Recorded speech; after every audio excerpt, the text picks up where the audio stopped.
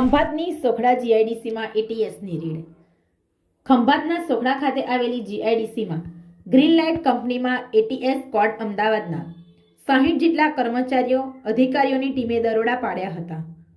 પ્રતિબંધિત drug supply કરતી company green light company પર એટીએસની ટીમે ગુપ્ત સર્ચ ઓપરેશન શરૂ કરી તપાસ કરતા ઘેનની ગોળીઓ બનાવવામાં દવામાં વપરાતા કેમિકલની આડમાં ડ્રગ બનાવવાનું હોવાની બાતમીને આધારે દરોડા પડતા 100 કિલો પાવડરનો જથ્થો મળી આવ્યો, જેની કિંમત 100 કરોડ ઉપરાંતની થવા જાય છે।